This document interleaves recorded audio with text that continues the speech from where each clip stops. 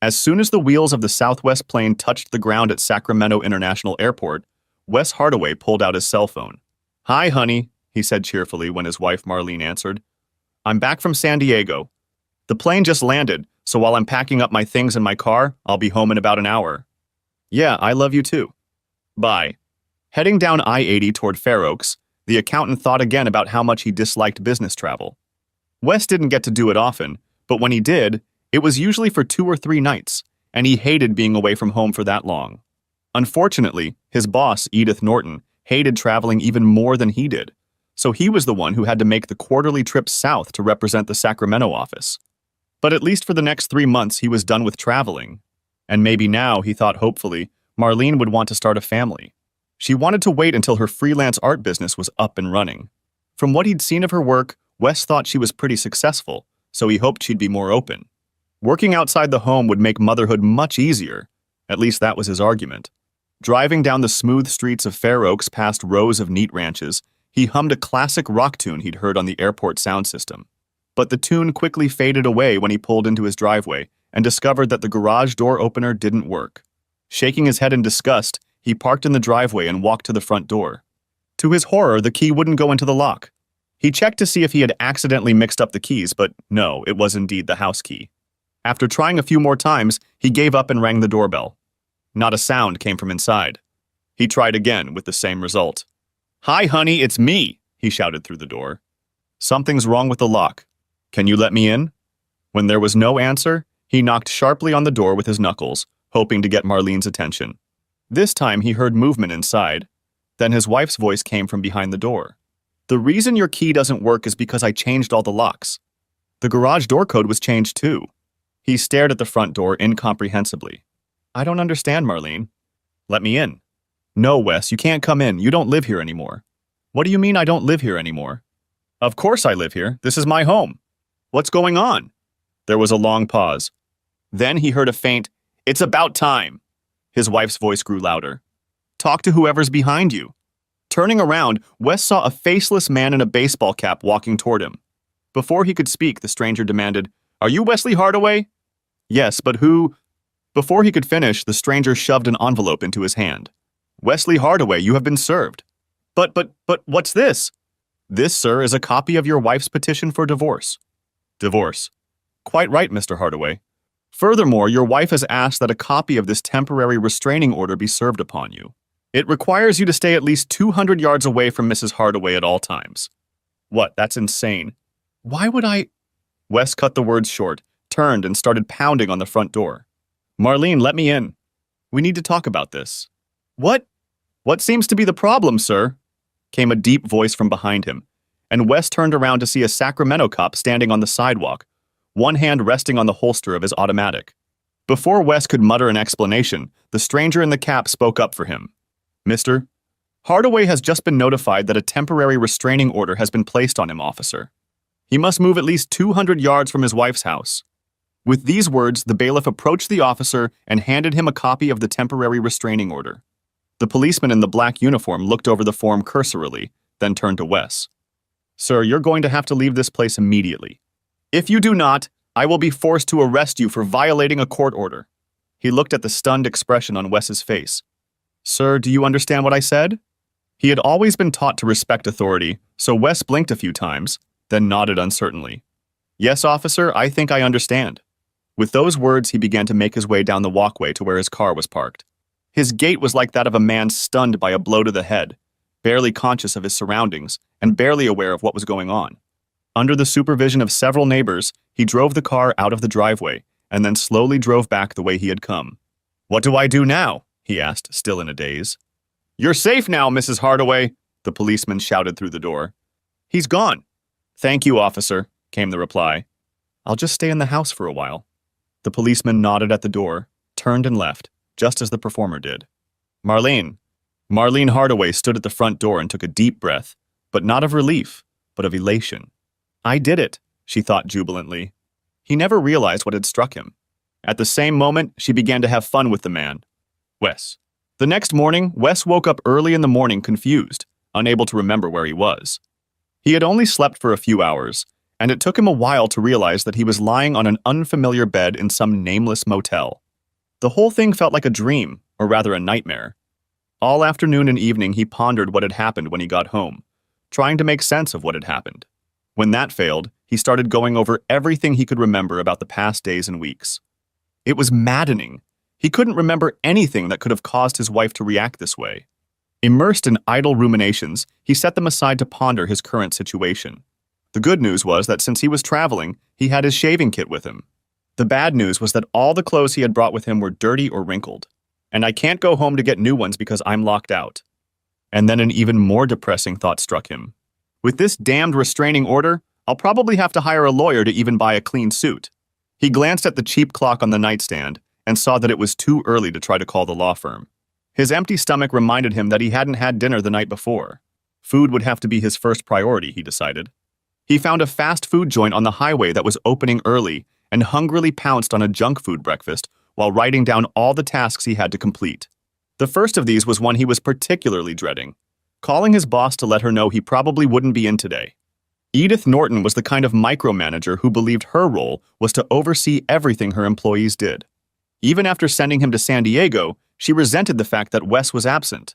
He knew she wouldn't appreciate his absence the first day he was due back. He returned to the motel and called Edith's number ahead of time, hoping to dispense with the voicemail. But sure enough, she answered on the second ring, and her reaction was exactly what Wes had feared. He'd planned to blame his absence on a cold, but she'd refused to accept that explanation. So, unable to come up with an alternative excuse, he'd been forced to admit the truth. She was not satisfied with the headlines and continued to question him until he was forced to detail the whole horrific event. Her response was less than sympathetic. She kept saying, "You must have done something that made your wife act like that." The only way he could convince his boss to let him stay was to warn her that without a change of clothes, I'd probably stink up the whole apartment. She snickered and reprimanded, but finally agreed, warning him, "You'd better be at work tomorrow in clean clothes." He cursed under his breath and quickly hung up. Having finished with this unpleasant business, he set about finding a lawyer. There was no shortage of law firms in California's state capital, but most of the larger firms didn't even list family law in their practice.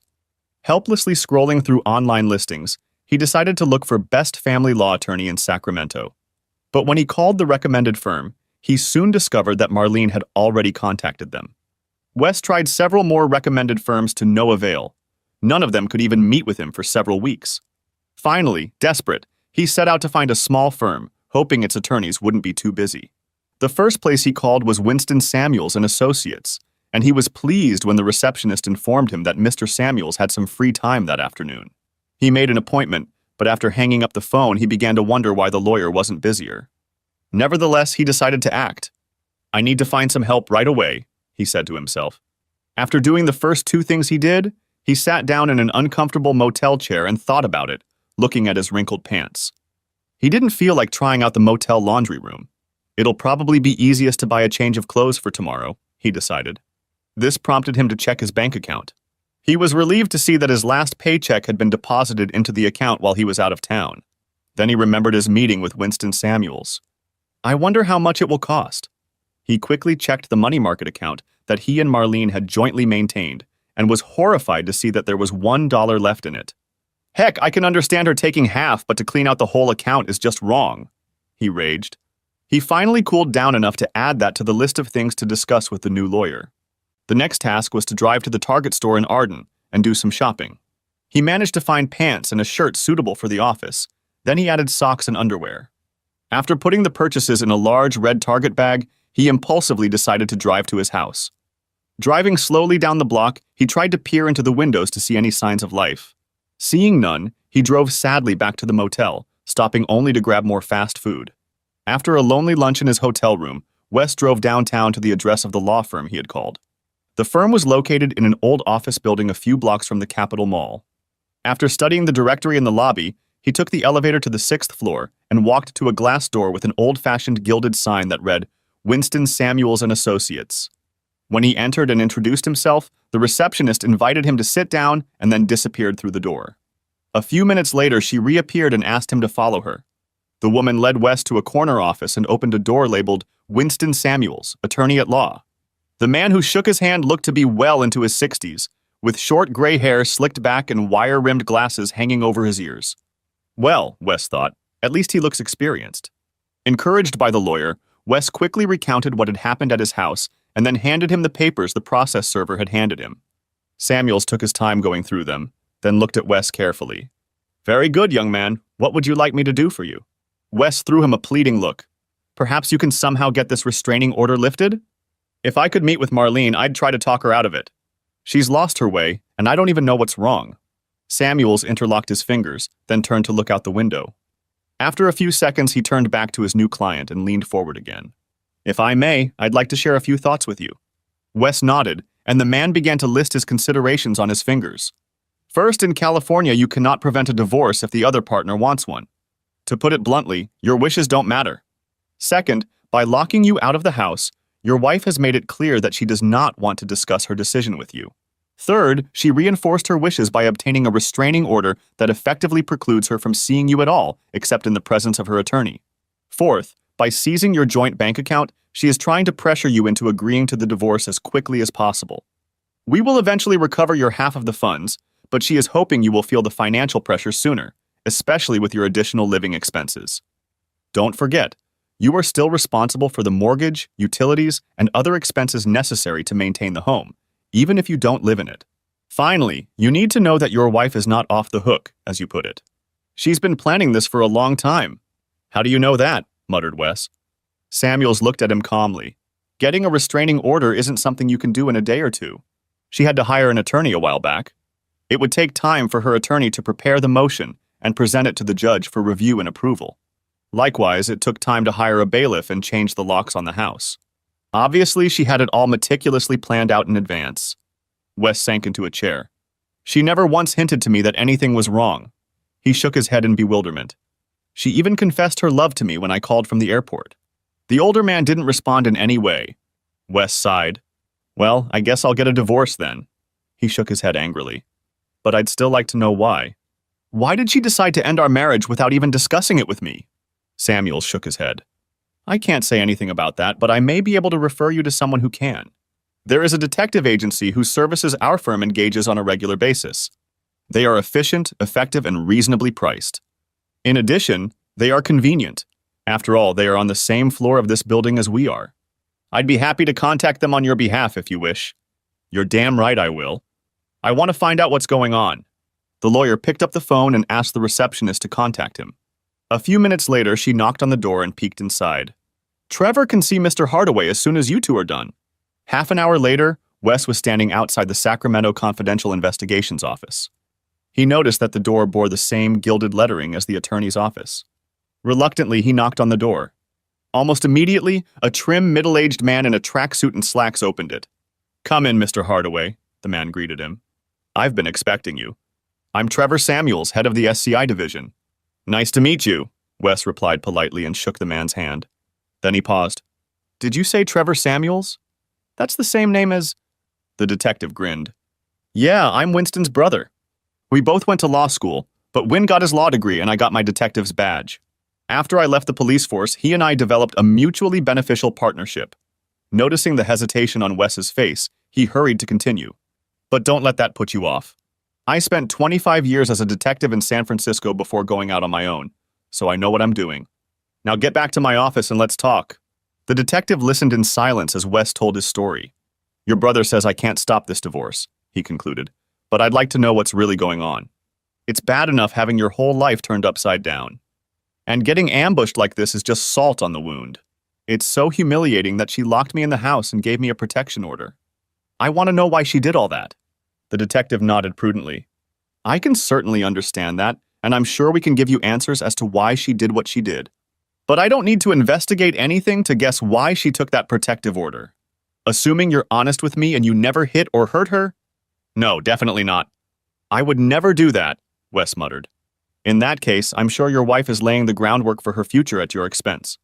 Wes threw him a confused look. When her friends ask her about the divorce, the detective explained, all she has to say is, I don't really want to talk about it, but I had to issue a protective order on Wes. From now on, you're the bad guy. Everyone will think they know why she locked you up and filed for divorce. Your reputation will go down the toilet, and she, the Holy of Holies, will never say a word against you.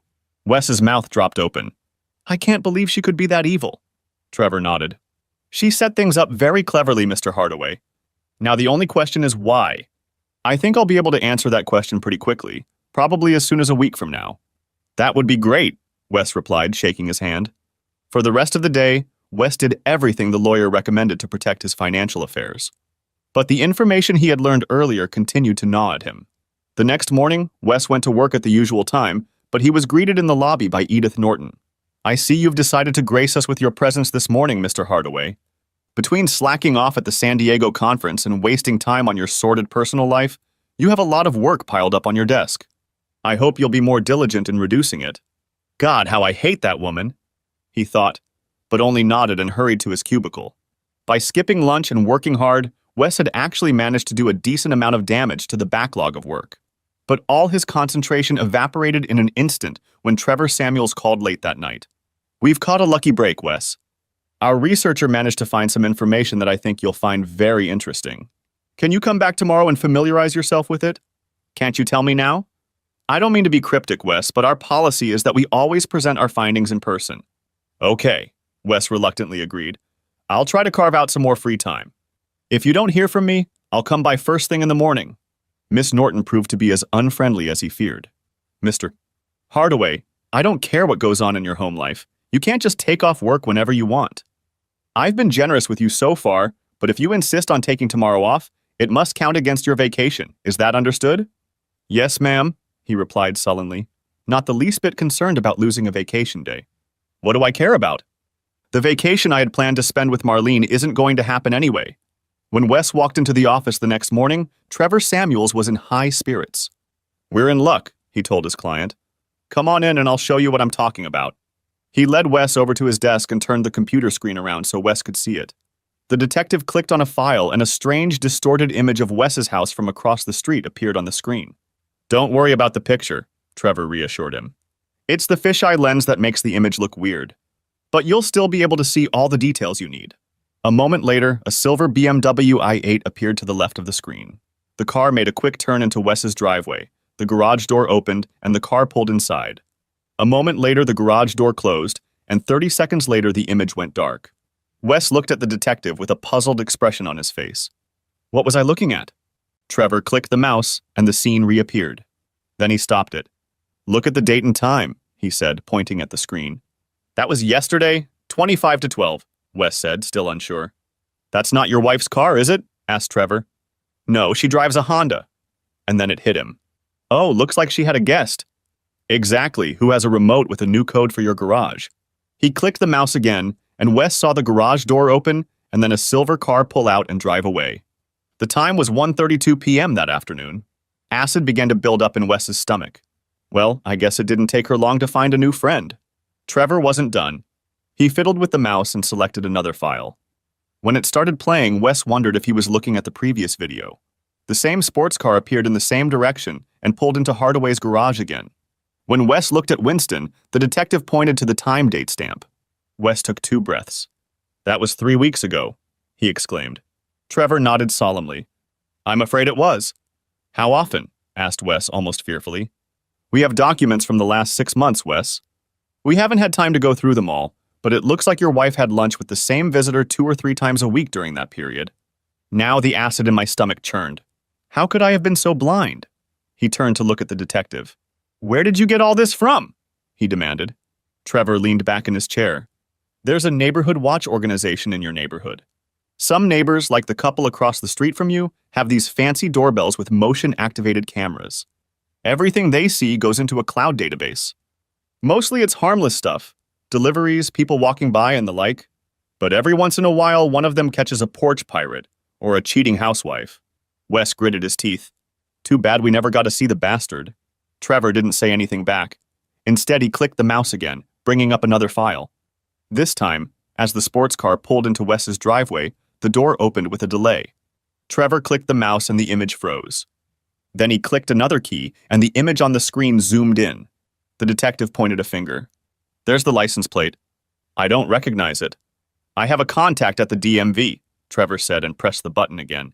A California driver's license appeared on the screen with a picture of a handsome man staring blankly into the camera. Does the name John Mackenzie mean anything to you? He asked. Son of a bitch, muttered Wes. Marlene works hard for his ad agency. I bet that's how they met her. He jumped to his feet. I'm going to go and argue with him right now. Wait, wait! Trevor shouted, reaching out and grabbing Wes's wrist with a surprisingly strong grip. This is exactly why I insist on presenting the information in person. Sit down and let's talk this over before you do something stupid. Wes glared angrily at the man, then took a deep breath and reluctantly sat back down. That's better, the detective said soothingly. Now listen to me, Wes. For all I know, you're an ex-Marine who can kick Mackenzie's ass hard. Or maybe he's a seasoned killer and put you in the hospital. But either way, you'll prove that your wife was right to ask for a restraining order. Your reputation is already shaky. Don't ruin it permanently. Wes stared at him intently, then slowly bowed his head in submission. I'm not a fighter. If I went to Mackenzie's office, I'd probably come out of it worse. He rolled his eyes. Besides, Marlene would probably love the idea of two men fighting over her. He looked at Samuels again. But I have to do something. If I don't, I'm letting Marlene win. Besides, you say my reputation is already in jeopardy. I can't let the two of them get away with this. Look, Wes, I understand your feelings, but there are other ways to get what you want without putting you in jail. Yeah? Like what? I discussed your case with Dash Daniels, my IT expert. She knows all about social media and new media. She has some ideas. I think you should listen to her and see what you think. Wes looked at him skeptically. I don't know. Come on, she's right down the hall. Just give her a chance to tell you what's on her mind. That way, if you don't like it, you won't lose anything. Trevor led a reluctant Wes down the hallway to a door draped with a square of wood that read, Anti-Social Network. Ignore it, the detective said hastily. It's just her weird sense of humor. He cast a glance at his client. I know she's a bit unusual, but don't let that put you off. With those words, he knocked on the door and stepped inside, with Wes following at his heels. Wes's first impression was that he had entered a college dormitory. In the center of the room was a battered wooden desk with several flat-screen monitors, one of which was the largest Wes had ever seen. Against one wall stood a mattress piled with books and magazines. The dark gray walls were hung with posters of famous personalities, most of whom Wes didn't recognize. But the most unusual thing about the room was its occupant, a tall, slender girl of indeterminate age, dressed in tight black high-waisted jeans and a black sleeveless t-shirt that left her midsection exposed. Exotic tattoos adorned the sleeve on her left arm. She wore dark, gothic makeup that contrasted with her hair, which was dyed pure white and styled with gel to make it stand up in a loose curl, except for her right ear where it was cut short. To Wes, she looked like a Japanese anime character. While he tried diligently not to look at her, she held out her hand for a handshake. I'm Dash Daniels, she said in a soft voice that didn't seem to match her appearance. You must be the chitty. Wes instinctively returned the handshake when her words reached him. What? He asked. If your soon-to-be ex-wife is cheating, then you're cheating, she explained casually. Now, Dash, Trevor interjected, behave yourself. He headed for the door, but before he left, he looked at Wes with almost pleading eyes. Just hear her out, okay? Then he was gone. Wes turned around apprehensively, but Dash invited him over to the futon. Okay, have a seat and tell me all about it. She then sat down on the other end of the futon, crossing her legs, and Wes noticed that she was barefoot. As soon as he sat down, she began to tell him, I don't normally do this kind of work, but I'm partial to crooks, so I'm willing to help you. I already know the basic facts from my father, but... Wait a minute, Trevor is your father? Yes, she grinned wryly, and Winston is my uncle. I guess you didn't know it was a family business. Anyway, I hear your ex has put you between a hammer and an anvil. If we're going to shift this on to her, I need to know all the details about what she did, what you did, and how you feel about it. Heart and soul. You know what I mean? Not really, Wes admitted. And you'll have to forgive me, but I don't know what you do and how a computer jock can help me. No offense. She grinned. No offense taken. As you've heard, I do a lot of research online for my dad and uncle. But what I really enjoy is social media, reputation management, and influencing attitudes. It's what you need if you want to counter what your ex is trying to do. But, he objected uncertainly. Look, she said patiently, do you use the internet a lot? Do you have a Facebook page, a Twitter account, post videos on TikTok, watch channels on YouTube, sell things on eBay, follow your friends on Instagram, any of that? No, not really. I mean, not once. Despite the dark lipstick, she was smiling charmingly, he decided. Okay, then let's go over social media for dummies, shall we? The fact is that a huge and rapidly growing segment of the population is online almost all the time. That's where they get their news, that's where they meet people, that's where they find entertainment. It's all invisible to people like you, but to those who do, the reach and impact is enormous. She saw the doubt in his facial expression. Do you think I'm exaggerating? There are people on YouTube who make $6 grand a year playing video games. There are thousands of small companies that don't have stores or factories, but make a lot of money selling goods through Amazon. There are giant companies whose most influential spokespeople are not movie stars, but internet personalities. It goes on and on. There are concepts, images, music, and phrases that permeate society, and unless old media picks them up, you'll never know about them.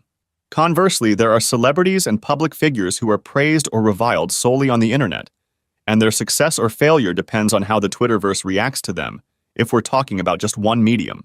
But what does all this have to do with me? To tell you the truth, I don't know yet. But my job is to find a way to get the attention of this invisible audience and sway them to your side. If I succeed, your ex will be helpless. Can you really do that? We'll see. But if you're willing to try, now I need you to tell me your story again. But this time focusing on how you felt, what you were thinking, how you reacted. Those are the levers that move people, emotions, not facts. Wes hesitated for a moment, then shrugged. What have I got to lose? For the next hour, he told his story from a different, sometimes painful perspective. Start from the moment your plane landed, Dash asked.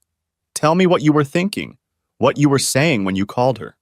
As he recalled the events, he relived the full range of emotions he had felt and continued to feel. It was excruciating, but at the same time he found the strength to spill it all out. Throughout his story, the young woman took copious notes and asked clarifying questions. When he got to the present, she went back and reviewed what he had written. Then she looked at him, and all humor disappeared from her expression. I think I know how we should play this out. But first I have to ask you something, Wes. How strong are you? He shook his head in confusion. You mean how much weight can I lift? No, she replied, still not smiling. I mean how strong is your ego? How well you can take criticism, how important other people's opinions of you are, in that sense the strength of personality. Well, I guess I'm as strong a person as anyone else. She looked at him grimly. Well, I guess you'll find that out.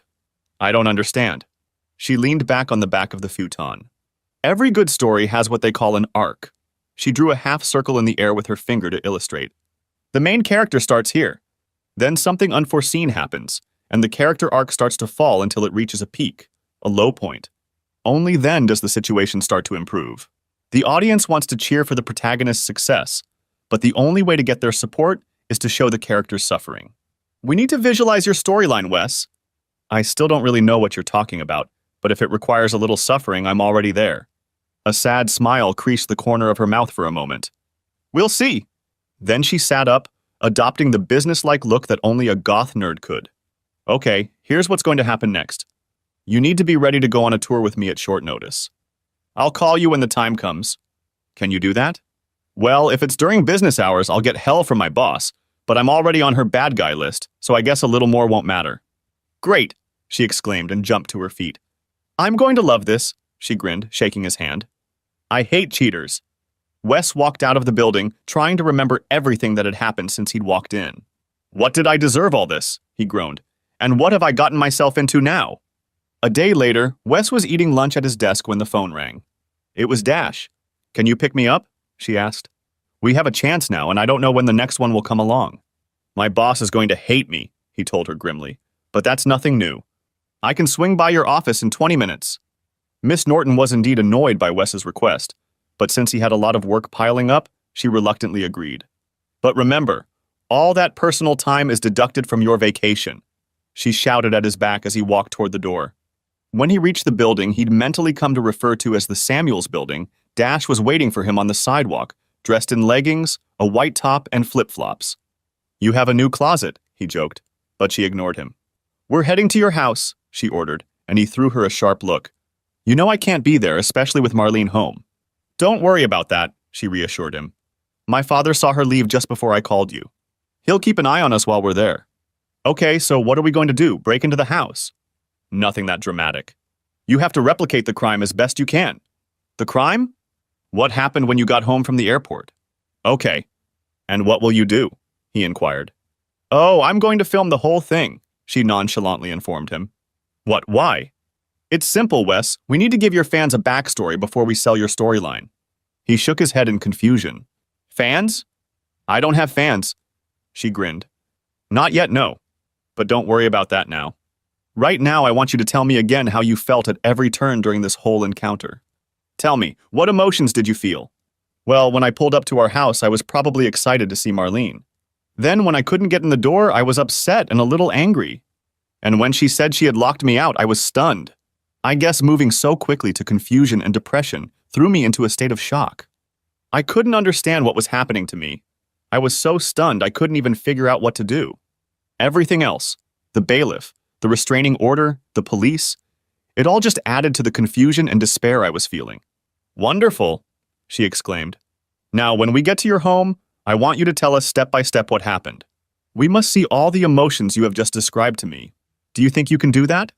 I don't know, he said doubtfully. I'm not a very good actor. I don't want you to act, she told him. I want you to repeat what you did and remember your feelings, that's all. Don't worry, I'll walk you through it. Now give me your cell phone. She did something with it, then reached into her pocket and pulled out an unfamiliar gadget. Take this Bluetooth earpiece. I can use it to talk to you while you replay what happened. They reached his neighborhood, which seemed deserted. When he pulled into his driveway, Dash helped him remove the earpiece and carefully hid it out of sight. Then she called him on her cell phone. Speaking softly, she motioned for him to get out of the car and walk to the front door. When he looked back, he saw Dash on the sidewalk with a second phone in her hand filming him. Don't look at me, she said. Go try to walk into your house like you did before. Wes turned away and walked out onto the porch. As he tried in vain to open the house with the key, he felt himself remembering that day, and his mood soured. Ring the doorbell, Wes, he heard, and pressed the button, remembering how frustrated and confused he felt. Now knock on the door, he heard, and knocked hard on the door with his knuckles, feeling the growing irritation of not being able to get into his own house. Marlene's yelling at you through the door. She says she changed the locks. And then she drops a bombshell. She wants a divorce. Wes staggered back, remembering how stunned he'd been. He remembered not only what she had said, but the venom in her voice. He tried to contradict her, but she didn't hold out. There's a bailiff following you, a voice in his ear prompted. And as he turned, Wes saw Trevor Samuels, wearing a low-crowned cap, walking toward him with a sheaf of papers in his hands. He handed Wes one copy and then began to read from it. The typed text made no sense, but Wes stared at it as if it contained his death sentence. He turned toward the front door. He heard it. Pound! And started pounding on the door with the heel of his palm. The policeman is telling you to leave, Wes. He turned around, but no one was there. In his mind, however, the words of the menacing policeman sounded like a judge's ruling. Without any prompting, he dropped his hands to his sides, lowered his head meekly, let out a defeated sigh, and began to make his way back down the walkway in front of the house. His legs were so heavy he struggled to get to his feet. His happy little world had just been shattered, and he saw nothing but pain and sadness in front of him. Go to the car, Dash's voice reminded him, and he slowly made his way to the car door without looking up. He climbed in and lowered himself into the seat. You were great, Wes. I got some really good shots, Dash enthused, getting into the passenger seat. He started the engine and began to drive out of his neighborhood and back downtown. But there wasn't a cop there, he began. We don't need him, she waved him away. He wasn't in the picture. Besides, no one but you and Marlene knows about him. She reached out and squeezed his shoulder. That was amazing, Wes. You really got into it. Can we not talk right now? The pain in his voice was obvious, and she jerked her hand away sharply. She stared out the window the rest of the way, but once or twice she cast an oblique glance at him. By the time they got back to Samuel's building, she'd already made her decision. Park in the parking lot, she told him, and when he threw her a questioning look, she said, You're coming with me. She led him into her office and gestured for him to sit on the futon. She then disappeared through the door and reappeared a minute later with 2 bottles of beer. She sat down next to him and they drank in silence. When they finished, she took 2 more bottles. Only after they had drunk almost all of the second bottle did she try to talk to him. You're really into this, aren't you? She asked. He stared off into the distance, then sighed. Yeah, I guess I did. It all came back to me from there. The shock, the confusion, the despair. I guess I never dealt with it all. She nodded. I'm sorry to put you through all that, Wes, but honestly, your reaction will have a real impact on the audience. He took another sip and looked at her. I still don't see how any of this is going to help. I'm going to use this video to start the downhill slide of your storyline. Then I'm going to send you even lower. Only then can we bring it all back to a happy ending. His face took on a bitter expression. So what you're promising me is blood, sweat, and tears, huh? Exactly, she glowered. But remember, it's all over for the British in the end. Yes, but only because they had America on their side. She nodded and smiled even wider. Yeah, and you have me on your side. It wouldn't even be a fair fight. Then she stood up. But that can only happen if you get out of here now and let me do some work. Okay, Dash, I don't know why, but I have faith in you. He stood up as well. Anyway, thanks for the beer. She stepped closer and, to his surprise, gave him a quick hug. Hang in there, Wes. I know it's hard right now, but things will get better, I promise. As he drove back to the motel, he found himself actually feeling a little more hopeful. His good mood didn't last until the next morning. Edith Norton was nowhere to be seen, and the daily grind was quickly wearing him out. The only bright spot was a call from Dash in the middle of the afternoon. Can you come over after work? I've got something you'll want to see. The remaining 2 hours of work went by pretty quickly. When he entered Dash's office, she sat him down in one of the chairs behind her desk and then unfolded a large monitor in front of him. To understand what I'm doing, you'll have to watch a little YouTube first, she explained. Ever heard of Gossip Girl Gertie's Back Fence? No. Should I have? You definitely should have. Gertie has one of the most popular channels on YouTube right now. Let me show you. An advertisement for beauty products appeared on the screen, and Dash waited impatiently for a chance to skip ahead. When she did, the screen immediately showed an image of a middle-class backyard surrounded by a white picket fence. The banal music of a large orchestra sounded. A sign in the sky read, Gossip Gertie's Back Fence. Suddenly, the scene switched to a set with a desk with the same white fence in front of it. Behind it sat an improbably dressed hostess in an obvious 1950s style blonde wig. Her clothes were of the same era. Oh, how nice to see you, shrilled the woman. I'm Gertie the Gossip Girl, and I just found out the juiciest gossip ever. Now I'm going to tell you all about it. With those words, she began listing gossip, people's life stories, fashion and beauty tips, product recommendations, and more. Behind her, the screen filled with charts and videos illustrating each segment. After a few minutes, Dash paused the program. Okay, I think you get the idea. What do you think? Is this her hobby? A hobby? Dash snorted derisively. It's her full-time job. Can she do it for a living? Advertisers pay very well for appearances on successful YouTube shows. How well? Let me put it this way. The host of a show that has 1 million subscribers can make a little over $50,000 a year. He whistled. $50,000? Not bad. She grinned. Gossip Girl Gertie's Back Fence averaged about 100 million subscribers last year. 100 million? Wait, that means she gets $5 million a year. He stopped, stunned by the amount. Dash walked around the table and sat in another chair in front of the flat screen. Here's the thing. To be successful, a show like this requires a constant influx of content. Obviously, most of it comes from publicists, advertisers, and promoters, but Gertie needs more if she wants to keep all her subscribers. That's where people like me come to the rescue. Every once in a while, I'll suggest a story she thinks she can use. If she likes it, her program will carry a lot of weight in terms of influencing her audience. That's exactly what I'm going to do with your story. Push it to her so we can get your attention. So why would she be interested in my story? It's simple, she said. I'm going to make you the symbol of every heartless man who has ever cruelly abandoned a wife or girlfriend. What? I'm a quitter, not a dumpster diver. Not in my version. Here's the footage I put together, as well as my proposed script for Gertie. Take a look. With those words, she clicked on the file and a black and white video of Neighborhood Watch appeared on the screen, just as Dash's father had shown Wes. Only this time it was Wes's car pulling up in his driveway. Dash started reading. How many of you girls have been dumped by a boyfriend or kicked out of your marriage by an insensitive husband? How many of you have wished the shoe was on the other foot? On the screen, Wes saw him pounding on the door to no avail. In Sacramento, California, the wife in the house was clearly fed up with her hubby, so she changed all the locks and kicked him out of the house. The scene changed to a view from the sidewalk, obviously shot with a handheld camera. The footage began with a long shot and then zoomed in on a distraught Wes. Look at the look on his face. He can't believe his wife is capable of this. Now watch this guy deflate when the bailiff hands him the divorce papers, Dash read. On the screen, Wes's face lowered in obvious horror. And now for the grand finale, Dash read. The humiliated hubby must take the long, shameful walk to his car and out of her life. It's so nice to see a guy have to suffer for once, The screen was almost painful to watch as Wes hurried down the driveway. Dash looked up from the script to gauge Wes's reaction. She'd assumed he wouldn't be happy, but the look on his face stunned her. "That was the most humiliating thing I've ever seen," he exclaimed. "Do we really have to do it like that?" She patted his arm. "I'm sorry, Wes, but it's the only way." He shook his head doubtfully. "Okay, since you say so.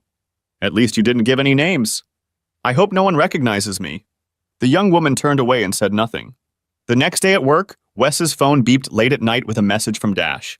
It read, "You are live on Gertie. Fasten your seatbelt, the flight is about to get choppy." For the last hour of the day, Wes had kept one eye on his work and the other on the rest of the office staff, but he hadn't noticed any indication that anything was wrong. Edith Norton did, however, cast a glance at him as he left at 5:30 p.m., but that wasn't unusual. Relieved, he decided to stop by Dash's office to see how things were going. He caught her in her seat, she always seemed to be there, and inquired about the latest news. "Gertie really liked the job," Dash informed him cheerfully. "She used it just like you saw yesterday, only she did the voicing instead of me. More importantly, she told me she's already gotten a great response." She winked at him. "I think a lot of women really enjoy seeing an insensitive man suffer." "But I'm not like that," he protested. "Yes, but they don't know that. Anyway, it hasn't been that long and you've already started spreading all over the internet. Someone on TikTok took a screenshot of your face and sent it to their network, and now it's spreading like crazy. I'm also getting posts about it on my Facebook accounts, which means it's really starting to gain momentum." She saw the look of concern on his face. "But don't worry, on the internet you're called HH, humiliated husband.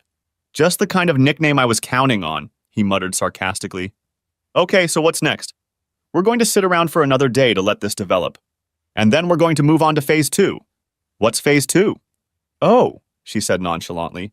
"That's where we're going to turn you into a real bastard." He shuddered. "Does it have to be?" "Absolutely. Wes, you can't get up unless you fall down first." "I don't think Newton said that." "Yes, but Sir Isaac didn't know about the internet." He spent the rest of the evening in a somber mood, and it took him a while to fall asleep in the cramped motel room. As a result, he overslept and had to rush to work in time for the start of the workday. As he entered the lobby, he noticed the receptionist staring at him intently. As he headed down the hallway to his cubicle, he noticed her quickly pick up the phone to make a call. "What was that?" he asked, settling down at his desk. The strangeness was only getting worse with each passing day. It seemed to him that an unusual number of employees passed by his cubicle, and every now and then he heard snide comments and muffled laughter. Finally, just before lunch, a supervisor burst into the office. "I don't know what you're letting yourself in for, Wes Hardaway, but this is starting to detract from the work. Edith, all I'm doing is working on the Wilson case. I'm talking about all this nonsense you've been up to on the internet. It's not very professional to put your personal problems out there for everyone to see.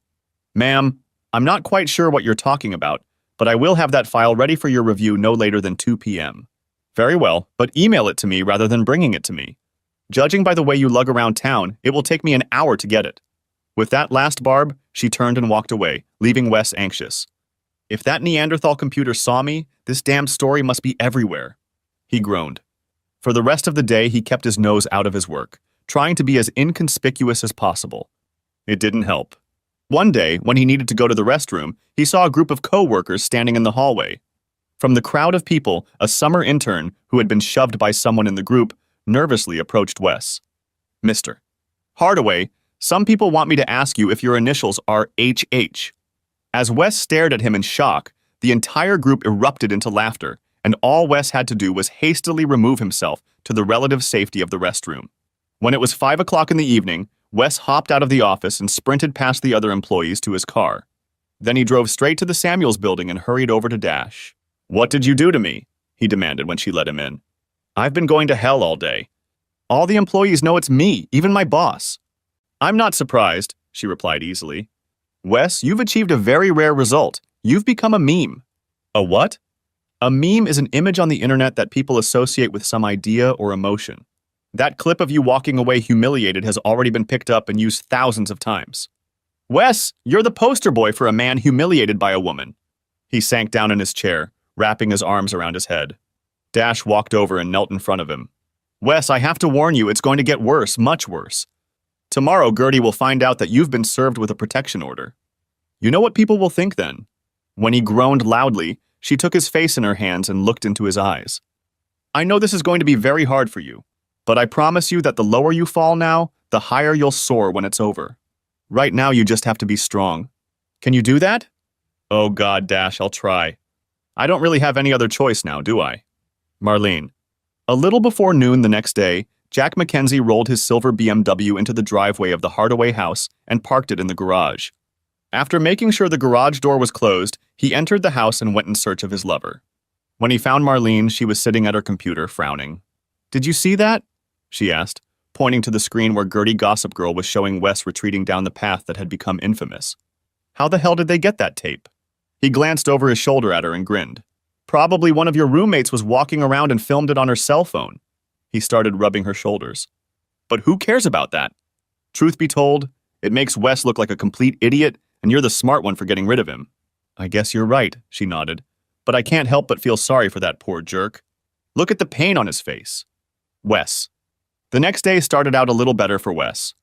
He was still being stared at as he walked to work, but the novelty of the situation seemed to have passed. I'll get over it, he decided.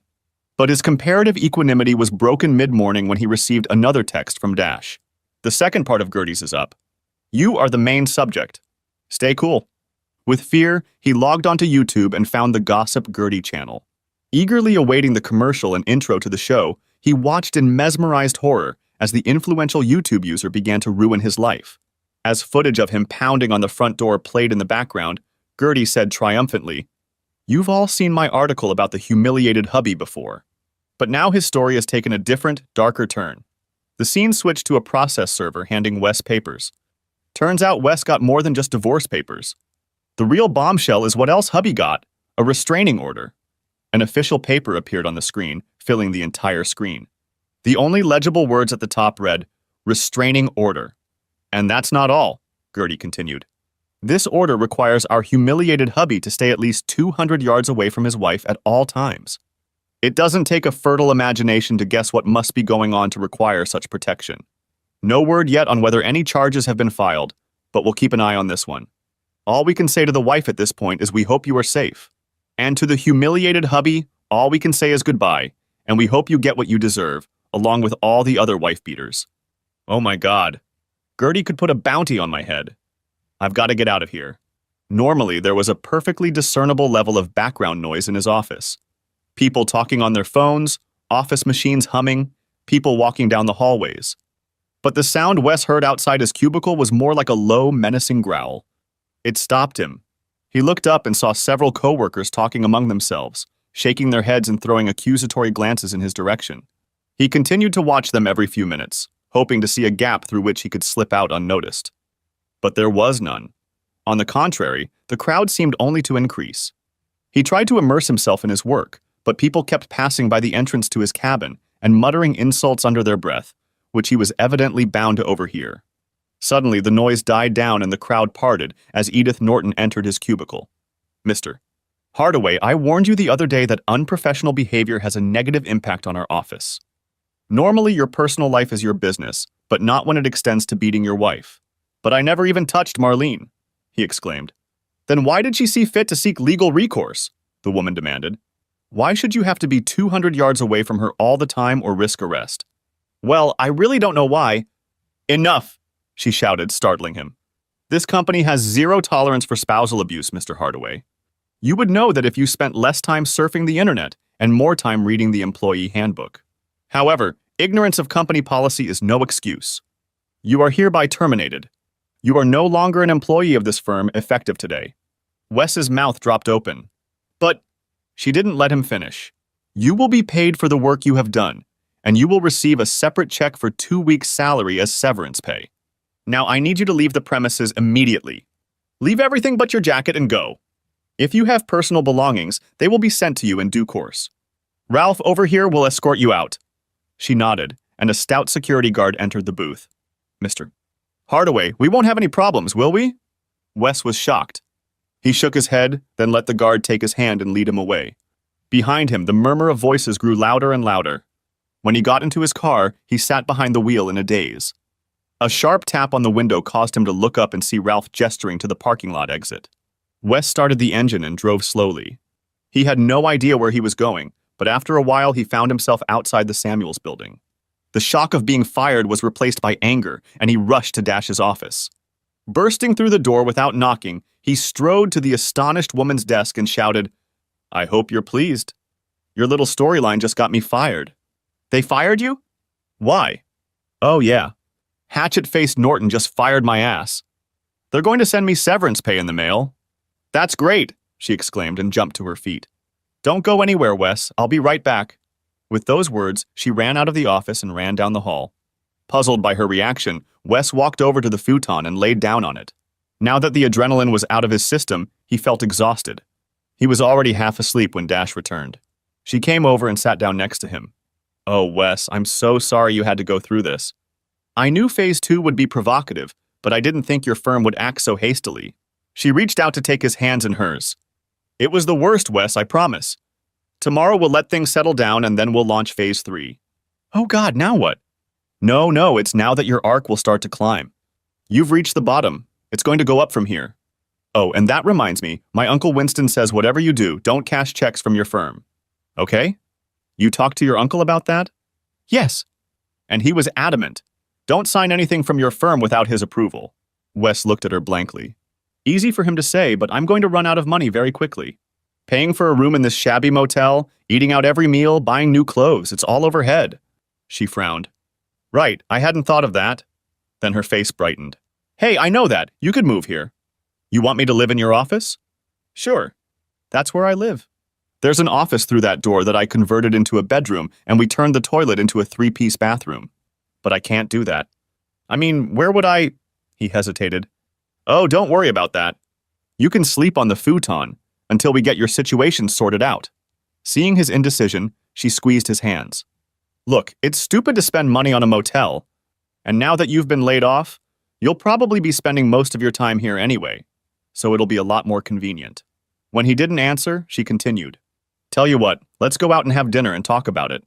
She invited him to a small bistro, and over wine and dinner he told her all that had happened in his office. She listened to him sympathetically without saying a word. When they were done, she insisted on paying the check. Back in the car, she turned and looked at him brightly. "You know what? We're not too far from your motel, are we? Why don't we stop by there? You get your stuff and check out, and I'll drive you back to the office." He still had his doubts, but he was too tired to argue with her, so he let her drive him to the motel. He didn't have much stuff, and it didn't take him long to pay the motel bill and get back downtown. When he got his things into her office, she helped him turn the futon into a bed. When she returned, he was surprised to see her wearing a long t-shirt with video game characters on it. "Everything you need?" she asked. He nodded and she turned to leave. "Dash!" he stopped her. "Thanks for doing this. I'm glad I'm here and not in this damn motel." She smiled. "Me too, Wes." After she turned out the overhead lights, he lay in the semi-darkness coming from the computer screensavers and the little LED lights on the processors. He closed his eyes and a wave of depression came over him. What had happened to my life? I lost my marriage, I lost my house, I lost my job. My friends have abandoned me, and now I'm trying to sleep in someone else's office on someone else's bed. What the hell did I do wrong? He kept trying to answer that question until he finally fell asleep. He woke up the next morning when Dash came through the office door with coffee and sweet rolls. He was still in a melancholy mood, but she soon distracted him by having him search various social media sites for any mention of him and his situation. The search didn't take long. Typing "humiliated hubby" into a search engine, Wes was amazed at the number of tweets, TikToks, Instagrams, Facebook links, and other references. Someone had even created a Wikipedia entry, and he didn't know whether to laugh or cry. When he noticed how much stuff he'd found, Dash smiled embarrassedly. "I have to be honest with you, Wes. I spent most of yesterday posting images, comments, reviews, and links so that other people would be sure to see your story." When he frowned, she hurried to continue.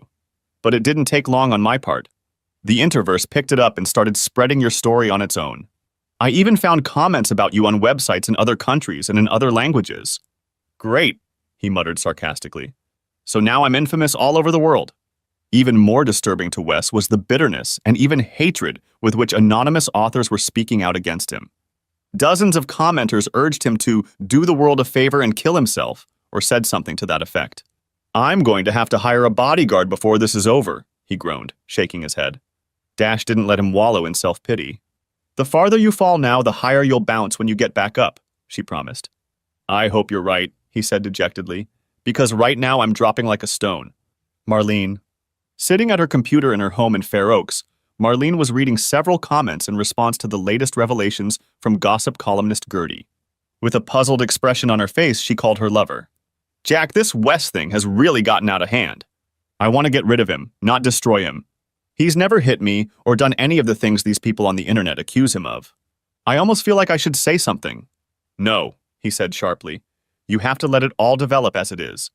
All this publicity will make your divorce go smoothly, plus you'll probably get a better settlement. And when we publicize our relationship, it ensures that no one will say anything negative. After your horrible experience with Wes, our friends will say you deserve a chance at a little happiness. We couldn't have come up with a better scenario. You really think so? Absolutely, baby. Wes has a huge bullseye painted on his chest, and there's a bunch of people who want to take a shot at him. He'll never recover from getting shot at. Wes. After lunch, Dash got a phone call, and when she realized who it was, she put it on speaker so Wes could hear. Hi, Gertie, it's good to hear from you. Did you take the latest information about the humiliated hubby well? She asked, winking at Wes. Good reception? Girl, that story blew up all over the internet. It's the best shit you've ever sent me. I've gotten 50,000 new subscribers in the last day. Any chance you have anything else on this story? Perfect timing, girlfriend. I'm just about to get some material together. I should be able to send it to you by the end of the day. If you like it, you can use it on tomorrow's show. Really? What have you got this time? You won't believe this, but what if it turns out that humiliated husband isn't such a bad guy? Are you kidding me? Really? With those words, Dash outlined the new material she had prepared. When she was done, Gertie was delighted. Gosh, what a twist! My subscribers are just going to go crazy. Tell you what, let's make this into 2 episodes, even more use. Send them both to me as soon as possible so I can start promoting. When the call ended, Dash turned to Wes cheerfully. Are you feeling a little better already? It's good that Gertie liked it, but we still need to see how her subscribers react. He bestowed a wry smile on her. Though I have to admit I'm starting to feel a little more hopeful. Dash worked through the evening, putting things together the way she wanted them to be. Wes continued to monitor various social media for late responses, but for the most part he stayed out of Dash's way, letting her go about her business. When she was finally satisfied, she uploaded the package to Gertie.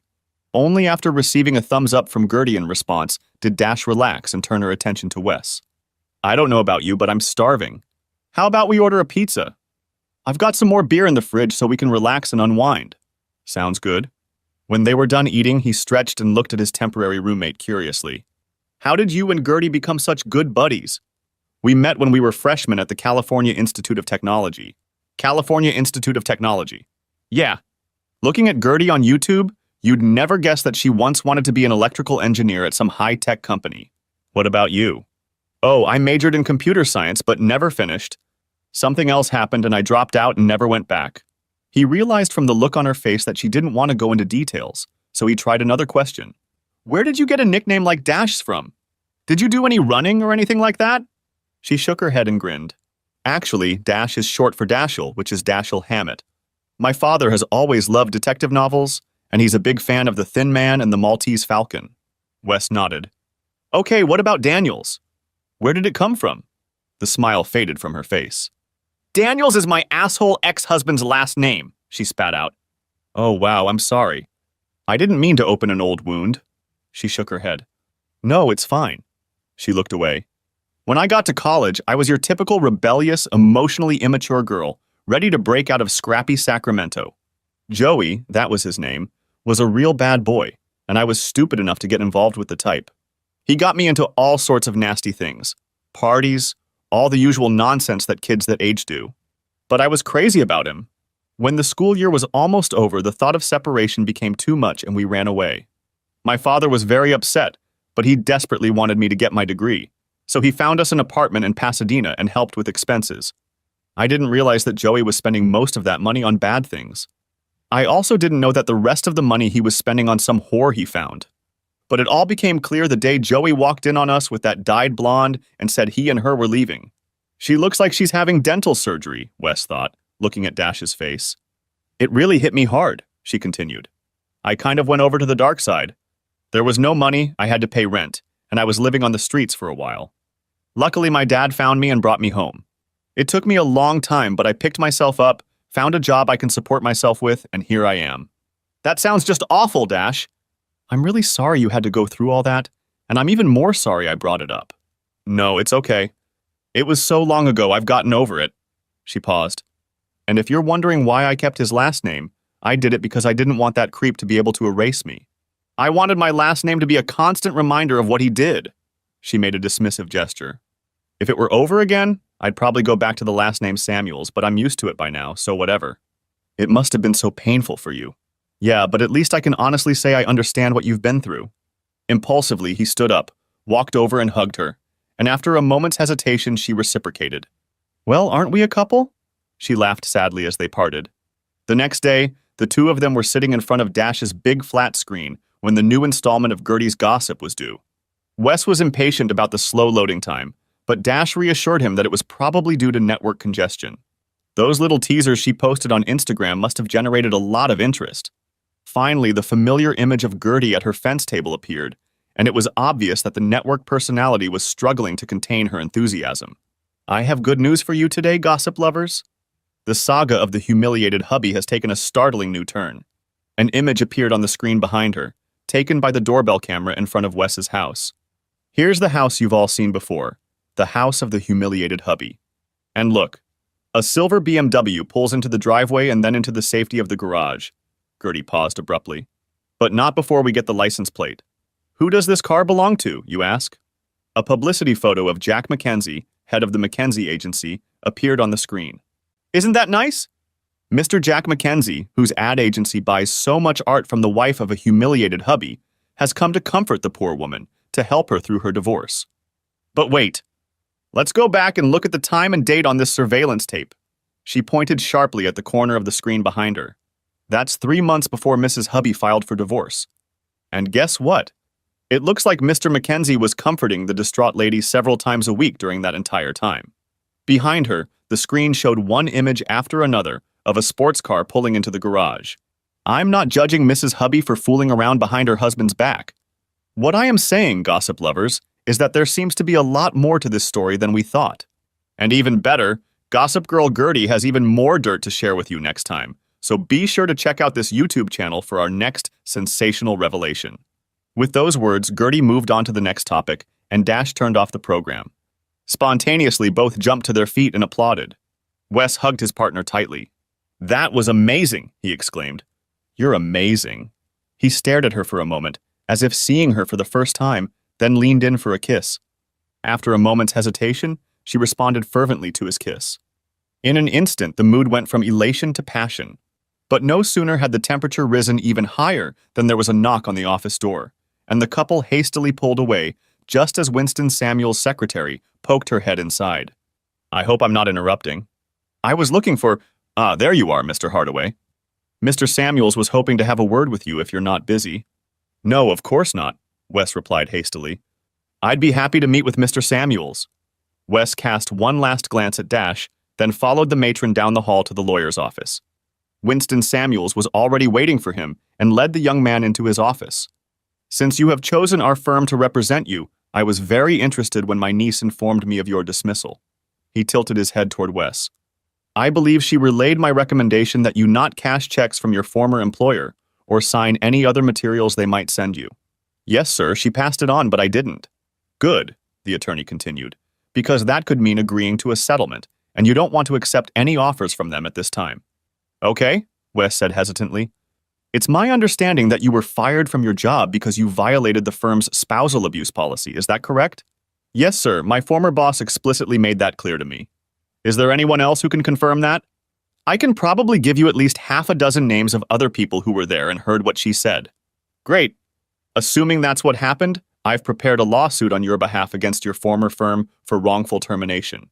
You did not insult your spouse. Wes shook his head vigorously. And they had no reason, other than malicious gossip, to believe otherwise. Furthermore, the way you were publicly fired and escorted off the premises slandered your good name. The firm should be held accountable for that as well. Finally, I have reviewed the online version of your firm's employee handbook and have concluded that your supervisor did not follow company procedure in terminating you. Accordingly, I believe that you have a strong case for legal action. With your permission, I would like to file a lawsuit seeking $10 million in aggregate damages from the firm. Does that seem fair to you? Wes sighed. $10 million? Yes, sir, that sounds very fair to me. Do you think we can get that amount of money? A smile flashed across the older man's lips. I think we have a good chance, but we'd have to go to court to get it, and that would probably take 3 to 5 years. Wes's face lowered. But, Samuels continued, the firm won't want the litigation to generate unfavorable publicity. And from what my secretary tells me, your shares in the court of public opinion are rising, which they'll know about too. I think they could be quickly persuaded to enter into an out-of-court settlement for about half that amount, plus my legal fees, of course. $5 million will suit me just fine, Wes said quickly. The smile grew wider. I was hoping you'd think so. Accordingly, if you will sign this document, I will begin the process. Wes signed the document and got up to leave, then turned around. Mr. Samuels, will this affect my divorce proceedings? Frankly, I don't want Marlene to benefit from it. I don't think you need to worry, the lawyer said. All of these events occurred well after the divorce petition was filed. Moreover, it was your wife's actions that, at least indirectly, led to your unfair dismissal. Under those circumstances, she should not be entitled to benefits. Wes rejoiced at this news and hurried back down the hall to Dash's office. When he entered, he found her leaning over her keyboard, and when he tried to tell her about it, she interrupted him. Can it wait, Wes? I've got a deadline for another client, and I've got tons of work to do. Without waiting for his response, she turned back to the monitor. He stood for a few moments, disappointed that he couldn't share his good news. But what plagued him the most was the feeling that Dash was avoiding him. Finally, he cleared his throat. I think I'll go for a walk, he told her. Receiving no reply, he turned and left the room. Walking down to the street, the young man headed in the direction of the Capitol Mall. When he reached it, he turned west and walked along the sidewalk until he reached the Tower Bridge, where he stopped and stared at the Sacramento River. It wasn't the view that occupied his thoughts, however. Damn it, I shouldn't have gone at her like that. No wonder she wants nothing to do with me now. Nevertheless, it seemed to me that she responded to me. I don't know, maybe it was just pity. Maybe she was just trying to be nice to her poor horny husband. He was idly watching the workers hoisting cargo aboard the Delta King dinghy. Why did I even kiss her? She's so unlike any girl I've ever been interested in before. And yet there's something about her. But it doesn't matter, she clearly doesn't like me. I'm just a customer, nothing more. When he returned to the Samuels building, she was still immersed in her work, and the distance between them didn't shrink for the rest of the evening. Marlene. While Wes walked the Capitol Mall, Marlene angrily called Jack McKenzie at his office. When he answered, she didn't even say hello. Have you seen that damned gossip show on YouTube? She demanded. How the hell did they get video of you driving into my garage? I thought you said you were careful. I was careful, he replied. One of those damn video callers must have spotted me. How was I supposed to know they keep everything they record for months? I'd like to know who made her go looking for it. I wonder if Wes could have been behind it somehow. Wes? Are you out of your mind? You're talking about the guy everyone calls humiliated husband. Do you really think he could do that to himself? Besides, he didn't know anything anyway. I know, but it must be somebody. Yeah, and I wouldn't mind shooting whoever it was if we could find out. It really put a twist on our plans. I know, and I just hate it. Her tone changed. You know what would make me feel better? Why don't you come over and spend some time with me? He hesitated. I don't know if that's a good idea.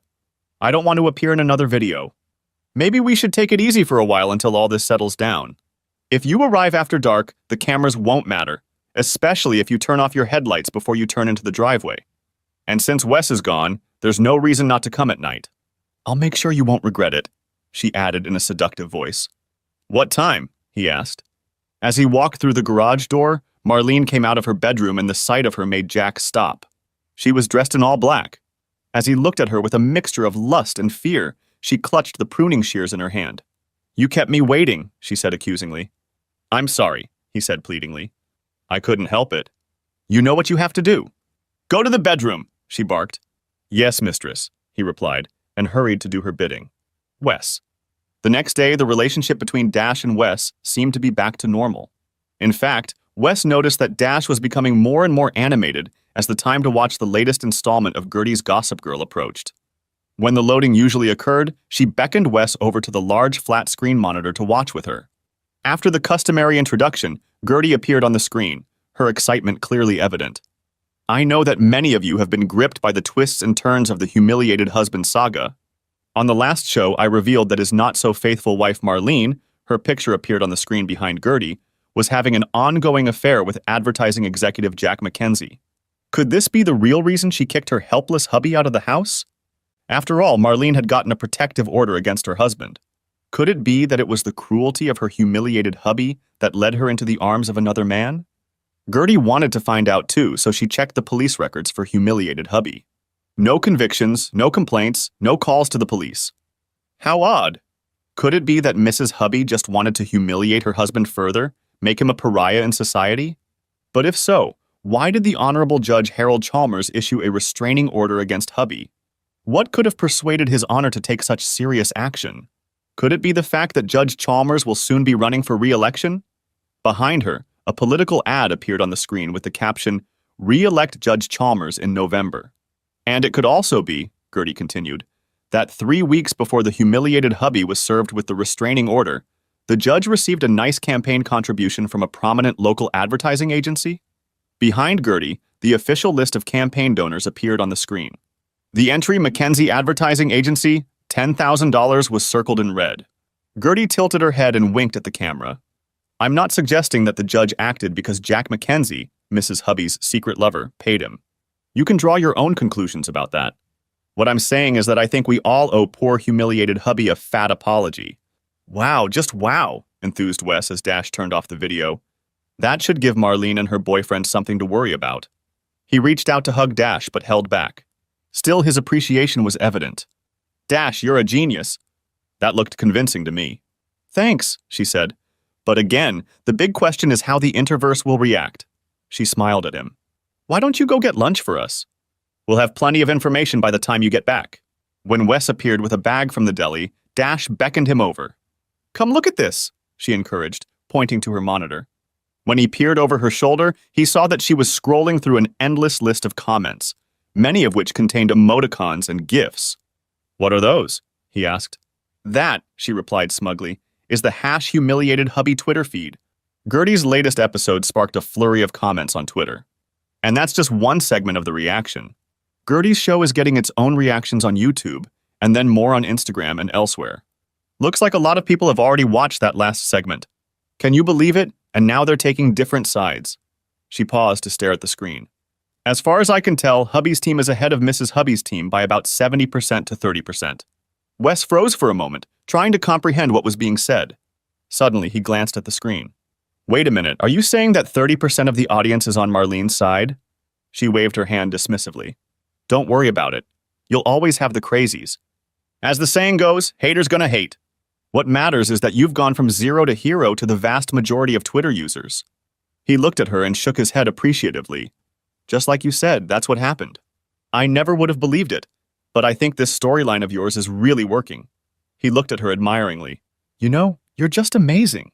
Without thinking, he took a step toward the girl, but she pulled away. Listen, Wes, what happened between us the other day? Oh yeah, that. I just think we need to cool down a little. I know we're kind of living together and all, but I just don't know if I'm ready to... Oh no, it's okay, Dash. I totally get it. I didn't have to do that. I just got caught up in the moment. She looked at him uncertainly. I mean, I don't mean... No, really, he interrupted. I get it. Before they could say anything else, Wes's cell phone rang. When he looked at it, a strange expression appeared on his face. The call was from a number he had in no way expected to see again. His former boss, Edith Norton. Wes, she said, in a voice more pleasant than he'd realized. I'm so glad I caught you. Would you please come into the office and meet with me? I have some important information for you. I don't know, Edith. We didn't part on the best of terms the last time I saw you. I know, Wes, and I'm sorry. But some things have happened here that I think you'll want to know about. It'll be worth your attention, I promise. He started to refuse her, but then remembered the awkwardness between Dash and himself. Okay, he told her. I'll be there soon. When he pulled up to his old office building, he was greeted very differently than last time. The receptionist greeted him warmly, and then shocked him by asking for an autograph. Just as he was signing the autograph puzzled, Edith Norton herself came out to meet him. As she escorted him back to her office, he noticed the heads of the staff peeking out from behind their cubicles like prairie dogs on the Great Plains.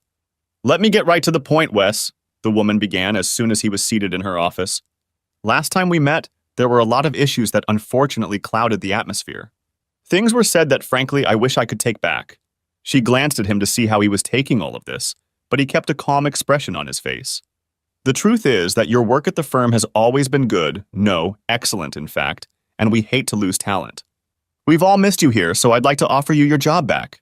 When he didn't respond in any way, she nervously corrected herself. I don't mean your old job, of course. We'd like to offer you a promotion, to director. He was still silent, and she hurried to continue. And not with your previous salary, of course. No, you'll get a 10% raise to match your new title. He continued to stare at her, and she became agitated. Did I say 10%? I meant to say 15%. That would put you in the top quartile of the director's salary range. And did I mention the severance pay you received? We want you to keep it as a sort of signing bonus, like professional athletes do. What do you say, Wes? I've got all the paperwork right here. If you sign this waiver, you'll have a new job waiting for you, after you've taken your 3 weeks of paid vacation, of course. He sat up straight in his seat. So, Miss Norton, you admit that I was fired for violating the prohibition against spousal abuse, which I did not commit? Do you acknowledge that my termination did not follow the procedures spelled out in the employee handbook? That's all water under the bridge, Wes. There's no need to rehash what, in retrospect, was a silly misunderstanding. Let's focus on the future. Your promotion, your pay raise, and, oh, I forgot to mention, your eligibility to participate in the bonus plan. Just sign these papers and… Wes stood up, interrupting her. Edith Norton, listen carefully. You can take the raise, the pay increase, and the new title and shove it all up your skinny micromanager ass. I'll see you in the firm in court. With those words, he sprinted out of her office, leaving his former boss with a red face and a spray of spit. As he walked down the hallway back to the exit, he thought he heard applause coming from some of the booths. But this time, there were no heads visible. After lunch, Winston Samuels called Wes and asked him to tell him about his visit to his former employer. Tell him you made no commitments, the lawyer said, and please tell him you didn't sign anything. When Wes repeated what Edith Norton had said, the stern old man grinned. It wasn't very prudent to go in there, young man, especially without a lawyer, but I can see why you did. At any rate, I don't think you've done any harm. The fact that your old boss worked so hard to get you back is a very positive sign in my opinion. Anyway, in light of her inept attempt to bribe you, I imagine we'll be hearing something from their lawyers sooner rather than later. When Dash returned, he looked a little more relaxed, and they decided to order dinner on the house. As they sliced Thai food from cardboard boxes, Dash asked him about his visit to his former place of employment, and Wes happily recounted his run-in with his former boss. From there, it seemed natural to tell Dash about the lawsuit. But Wes didn't want to look like he was trying to impress her, so he decided not to mention the amount of the suit or the possibility of a quick settlement. Still, Dash seemed happy for him. After all you've been through, Wes, I hope you get something out of this. I think you deserve a little luck for a change. The conversation broke off, and when he turned around, he saw her staring at him intently. What's the matter, Dash? She hesitated before answering. You asked me about my old life, Wes. Can I ask you about yours? Sure, ask. How did you and Marlene end up together? He rolled his eyes. I met her at a Chamber of Commerce event. She came up, introduced herself, and we talked for the rest of the evening. I called her the next day, and when we met again, it turned out we just hit it off. It was amazing. Everything I liked, she liked. Everything I liked, she liked. We were perfect for each other. Nope. And when did you start talking about something more permanent? He thought for a moment before answering. She may have said something first, but I was the one who was eager to settle down. I couldn't believe someone so beautiful and talented could be so compatible, and I didn't want to let her slip away. So you really didn't know her that well? Well, I thought I did. We were talking about our past, and she told me she was divorced when we started dating. He seemed like a real jerk to me, and I thought she did the right thing by deciding to break up with him. How long were you two dating before you got engaged? He bowed his head in embarrassment. To tell you the truth, we were married 6 months after we met. He raised a pleading gaze to her. She told me that she wasn't interested in all the social trappings of marriage. She said it was just commerce exploiting fools in love. She wanted to run away, and that suited me just fine. So right after her divorce was finalized, we went to the justice of the peace and tied the knot. It all seemed so exciting and romantic at the time. She sat in silence, mulling over what he had told her. Finally, curiosity took over. So why did you want to know about her after all? I was just curious how you two ended up together. She stood up, yawned, and stretched. I'm really tired. I think I'll go to bed early. I'll see you in the morning, Wes. He stared at the door to her room as she disappeared inside. What's this all about? He muttered to himself. The next morning, Wes's phone rang early. Mr. Hardaway, came a woman's voice. This is Winston Samuel's office. Mr. Samuels would like to know if you can meet with him this morning? Sure, Wes replied, standing up. We could do it in about an hour? Okay, great, I'll be there. He stood up and knocked gently on Dash's door. She had obviously been up for a while, because when he opened the door, she was fully dressed. Good morning, Wes, she greeted him. So who was on the phone for you? That was your uncle's secretary. He wants to see me in an hour. Is it okay if I use your shower? He lowered his gaze to himself. I think your uncle would appreciate it. Dash waved him off and he hurried back inside to shower, shave, and put on fresh clothes. When he came out, he was thankful to see that Dash had managed to buy coffee and croissants. You need 2 components of a good breakfast, caffeine and carbs, she told him with a smirk as they devoured the pastries. Walking down the hall to the lawyer's office, Wes found the receptionist already waiting for him. He's expecting you, she told him with a smile. Winston Samuel's face was stern as he invited Wes to take a seat in front of the massive old wooden desk. I've been negotiating with representatives of your former employer, he said without preamble. I must report that we were unable to agree on the $5 million sum you and I discussed. Wes couldn't help but feel disappointed. A hint of a smile appeared on the lawyer's face. However, I was able to negotiate a sum of $6.5 million with them. I hope that will be satisfactory. $6 million? You're kidding, exclaimed Wes. They'll also cover my fees, which is very good for you because they're not insignificant. Their only condition is that you have to sign a non-disclosure agreement and refrain from making any public comments about the deal or the firm. I hope that's okay with you? Wes smiled. For $6.5 million, I will gladly remain silent from now and forever. The lawyer gestured with his hand to stop his client. Before you start spending that money, don't forget that both the IRS and the state of California will get their share. After taxes, the amount you will receive will be about half the total amount. Wes thought for a moment, then smiled. $3.5 million is a lot more than I expected. A higher figure would have been nice, but I'm not going to complain. Then his face became more sober. Regardless of the amount, I would prefer that you not tell the rest of your family. The older man looked at him triumphantly. I never discuss a client's business with anyone unless my client instructs me to do so. Thank you, sir. I appreciate it. Before heading back to the antisocial network office, Wes checked his cell phone and made a quick call. Then he hurried back. Dash was waiting curiously. So what did Uncle Winston say? He managed to keep a straight face. Do you have any plans for tonight? He asked carelessly. No, why? She replied, confused by the change of subject. Good. Then I'd like to express my gratitude for all you've done for me by inviting you to dinner. Have you ever been to the Firehouse restaurant? I'd love to go with you, Wes, but the Firehouse is one of the most expensive restaurants in town.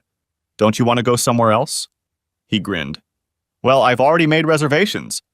Besides, I don't think it's too expensive to say thank you to someone who's done so much for me. And I certainly don't think it's too expensive for a man who's about to get a quick and very good judgment on his lawsuit. Realization swept over her and she jumped with delight. Oh, Wes, congratulations. I'm so happy for you. Then she pulled back from him and her expression became concerned. A fire station? Tonight? Oh God, I don't have anything to wear, and I need to get my hair done and… No, you don't. Don't need what? She asked in confusion. Don't change your hair. Why? I always thought you hated them. Well, it took me a while to get used to them, but now… Well, they suit you now. Okay, she said hesitantly. But… With those words, she pulled away from him and hurried back into the bedroom. A few minutes later, she reappeared. I still have some shopping to do. Damn you, Wes Hardaway, I don't even know if I remember how to do this. I haven't shopped anywhere but stores in years. She found her car keys and slipped them into her pocket. Stay here, she commanded. If anyone needs anything, take care of it as best you can and tell them I'll be back as soon as I can. With those words, she sprinted out the door and he had to close it behind her because she was already running down the hall. It was already dark when she returned, carrying several bags in her hands. After Wes let her through the door, she quickly disappeared into her bedroom. He checked the time and decided he'd better get dressed too. He found the only suit he had managed to salvage from the house and put it on, along with a nice shirt and a pair of dress shoes. Behind him, he heard, Well, what do you think? Turning around, he saw her standing in the doorway in an ankle-length black halter dress. He stared at her. Dash, is that you? He asked in surprise. Her face lowered. You don't like it? No, no, he shouted, rushing over to her. You look just amazing, like a model. I've just never seen you in such an elegant dress before. Relieved, she smiled slightly. I was afraid it was too much, but it looked so good in the store. He stepped back to take another look at it. The black fabric contrasted with her hair, and the silver high-heeled sandals completed the look. You're so tall, he marveled, and the dress really complements your figure. He lowered his gaze to his clothes. Now I'm wondering if I look good enough to go with you. She laughed, took his hand and kissed his cheek. I would have let you know if I thought so. Now why don't you call us a cab? Later, as they were finishing dinner on the firehouse's brick-lined terrace, Dash took a sip from her wine glass. Then her face took on a serious expression. Wes, remember how I kind of pulled away from you the other day? He chattered happily, but his smile disappeared at her question. I remember, but it was my fault. She shook her head to interrupt him. It wasn't you, Wes, it was me. She stared down at the table. Remember when I told you about my marriage and how hard it was for me? He nodded. It really hurt me. She looked up at him almost helplessly. I haven't had a relationship with anyone since my ex left me. In fact, I haven't even been on a date since then. His discomfort was obvious. I'm sorry, Dash, I didn't mean to put pressure on you. No, you didn't. I just reacted instinctively, on autopilot. She half smiled. You know, when I first met you, I thought you were just another clueless husband whose wife had left him. But as I got to know you better, I discovered there's more to you than that. And it's not just that we have bad luck with exes. You're wise and funny and romantic. Maybe most importantly, you're loyal. Loyal to your wife and yourself. That's very important to me. She blushed and lowered her eyes. I guess what I'm saying is that if you wanted to kiss me again, I wouldn't run away this time. He looked at her triumphantly, then reached across the table to take her hand. Before he could say anything, a waiter approached them. Wes looked at him blankly. I think we're going to skip dessert. Dash blushed again. Marlene. While Wes and Marlene dined al fresco, Marlene angrily tried to contact Jack Mackenzie. When he finally answered her call, she lashed out at him. What's this nonsense about bribing Judge Chalmers to give me a protective order? I thought you said the judge was your friend. Don't be naive, Marlene. In politics, friend is just another word for sponsor. When I went to ask him for a restraining order, he made it clear to me what a great act of friendship it would take from him to do what I wanted. But that doesn't matter now, he muttered. What are you talking about? After word got out about us, the directors of the agency called a meeting today and kicked me out. How can they do that? It's your agency. Yes, but the agency's bylaws say they can, and they did. And to add icing on the cake, the California Department of Revenue is sending an auditor to the office to look into our accounting. I'm totally screwed. Oh, Jack, I'm so sorry, baby. Yeah, but your sorry and a losing lottery ticket are worth the same to me right now. So how about you forget my phone number while I try to find a way out of this nightmare? With those words, he hung up the phone. Oh shit, what am I going to do now? She moaned to herself. Wes, are you sure this is where you want to go? The Lyft driver asked, dropping Wes and Dash off near the Samuels building. His two passengers were too engrossed in each other to pay attention to him. Waving hello to the night watchman, they hurried to the elevator and made their way up to the 6th floor, hugging each other tightly. Once she let them into Dash's office apartment, he reached for her again, but she fought him off. Wait here, she told him before slipping away to her bedroom. I'll just be a minute. He was checking his smartphone when he heard her voice behind him. You can come in. He hurried to her bedroom door and stopped, stunned by the sight before him. The room was lit by several candles, and in the center of their soft light stood Dash. They had had an incredibly good time that night. The next morning, he woke up early and lay on his back, thinking. After a few minutes, he got up and got dressed, being careful not to wake her. He then quietly slipped out of the house. When he returned, Dash was already awake and was getting dressed as well. When he walked through the door, she looked at him apprehensively. What's the matter, Wes? She asked. Where did you go? I just needed to take a walk and think for a while. What were you thinking about? She asked, trying not to show how worried she was. He walked over and sat down across from her, a serious expression on his face. This whole experience of losing my marriage, my home, and my job has got me thinking about the future.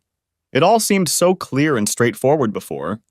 Now I'm starting to question what I want to do, where I want to live, everything. He saw the uncertainty on her face and tried to explain.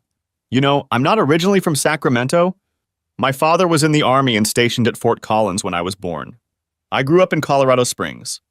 After my dad's last heart attack, we moved here because my mom had relatives in California. Now that she's gone, I have no family here. Actually, I realized this morning that I have no ties to Sacramento left. He picked up his cell phone. I got a text from my realtor that she's expecting an offer on the house any day now. He stopped sipping the coffee she'd poured him, so he didn't notice the expression on Dash's face. I lost my job, of course, he continued. Not that I really liked it. Thanks to your uncle getting compensation from me, I have some time before I have to start looking for another one. And when the divorce goes through, it'll be my last association not only with Marlene, but with Sacramento. He shrugged. I mean, it's not a bad city, but it's nothing special if you know what I mean. She managed a nod, but her face resembled a flower beginning to wilt. I've been thinking about all this, and I think I'm going to leave, start fresh somewhere else. Maybe I'll go to the Pacific Northwest. It's supposed to be beautiful there. Anyway, he paused awkwardly. I'm sorry, Dash, I know I'm not very good at this. What I'm trying to say is there any chance you'd consider coming with me? She was prepared for the worst, so it took her a moment to come to her senses. You want me to come with you? For how long? He looked uncomfortable. Well, as long as you want, really. But how long do you want me to be with you? Yep, really, I don't want you to ever leave. She gasped, wrapped her arms around his neck and didn't let go for a long time. Finally, he unclasped her hands and pulled away. I know it's a lot to ask, Dash, to leave your family, your job, and you really don't know me that well. It's just— Shut up, she interrupted. Wes Hardaway, your only problem is that you don't understand when someone says yes to you. With those words, she kissed him again, and he finally realized that she no longer needed to be persuaded. For the next few days, the lovers revolved around each other in a veritable bubble, almost oblivious to the presence of other people. However, the change in their relationship was immediately noticed by the other ladies on the floor and became a constant source of amusement. Even the two brothers realized what was going on and began rolling their eyes whenever any of them noticed the couple. But eventually realities intervened, forcing both of them outside the bubble. Wes had to consult with Winston Samuels several times about the divorce. Marlene suddenly became reasonable, and the issues that had threatened to delay the divorce were quickly resolved. Wes was greatly relieved that their separation could go through without a bitter fight. All that remained was to finalize the sale of their home. To avoid waiting, Wes arranged for Winston to handle the closing on his behalf. Winston also prepared the paperwork for Wes to sign in connection with the settlement with his accounting firm. Wes was thrilled with the outcome, but still decided not to say anything to Dash, at least not yet. In turn, Dash had work to do for several clients, the most important of which was her father. Cautiously, she went to his office to inform him of her plans to leave with Wes. Dash, are you sure you want to do this? He asked. I can't help but remember what happened when you ran off with Joey. I just don't want you to get hurt again, that's all. She tensed, expecting a confrontation. It's not the same at all, Dad. I'm much older now and much more careful about my emotions. Besides, Wes is the exact opposite of Joey. No crazy impulsiveness, no wandering eye, no drinking problem. When we went out to dinner a few nights ago, the only drinks we had were a couple glasses of wine with the meal. I know, her father said, surprising her. I've studied it. When she made a grimace, he asked, What? Did you think I was going to let that guy get that close to you and not check him out? I almost lost you once. I'm not going to risk it again. She started to object, but he interrupted. Wait, you haven't heard what I found yet. He smiled encouragingly at her. Anyway, everything I've been able to find out about him matches what you just said. He's tough, reliable, intelligent, and hardworking. Despite what that harpy where he worked said, the other people in his firm like and respect him. And that's not all, Dash. He was a faithful, devoted husband. The only thing I can reproach him for is being overly naive about Marlene. But if a man can be wrong, let it be on the side of faith in his partner. Leave cynicism and suspicion for the likes of me. In any case, I think you've chosen a good candidate. I'd hate for you not to be here, but if you want to go with him, I'll bless you. Oh, Papa! She exclaimed, and threw herself around her father's neck. He hugged her tightly, realizing full well that it had been a long time since she had called him Daddy. When he released her and she returned to her chair, he gestured toward where the law offices were. I'm glad you two won't have any financial problems, unlike Joey. However, I'd hate to see you close your business. You're really good at it. I know I rely on you, probably even more than you realize. She laughed. Just because I'm going with Wes doesn't mean I'm going to stop working. Basically, I can continue my business from anywhere as long as I have a laptop and a high-speed internet connection. She grinned. You're not getting rid of me that easily. I'm very glad to hear that, Dash. Then the smile left his face. Now I've learned something else I want to share with you, and Wes needs to hear it too. Maybe he can join us? Puzzled, she went in search of Wes. When the two of them returned, Trevor came over and sat on the edge of his desk. I've learned some interesting news that may affect you both. Word is that Jack Mackenzie, your ex-wife's lover, has been ousted from his agency and is under investigation for possible tax fraud. Wes shrugged. Well, I'm certainly not going to waste any tears on him. That's not all, Trevor continued. I've also learned that he and Marlene are no longer dating. Furthermore, from what I understand, they don't even talk to each other anymore. Wes and Dash exchanged glances. Okay, he said firmly. Dash looked at her father questioningly. This is all very interesting, Dad, but why make such a big fuss? The detective looked at the couple standing in front of him. It's not what happened that matters, it's what might happen next. Wes, your future ex's scheme failed. At this point, she has no prospects of getting a new lover or selling her work. I think she'll try to make up with you. What? Sighed Dash. Good luck with that, Wes waved her off. I wouldn't touch that woman with a 10-foot pole either. Trevor nodded. I understand, but don't underestimate her. If she wants to, she can put the brakes on your divorce quickly. She can have her attorney raise objections and delay the sale of the house. She can petition the court for family counseling, which could drag on for months. Dash told me about your plans to leave town. You have to realize that Marlene could put all of this off for an extended period of time. But why would she do that? Asked Wes sharply. For one thing, the longer you go without a divorce, the longer she'll have a place to live and a source of livelihood. On the other hand, the delay means she'll have more time to try to reconcile with you. The longer you are married, the more time she has to develop a new plan. On the other hand, if she becomes aware of your financial arrangement, she could extort money from you in exchange for authorizing a divorce.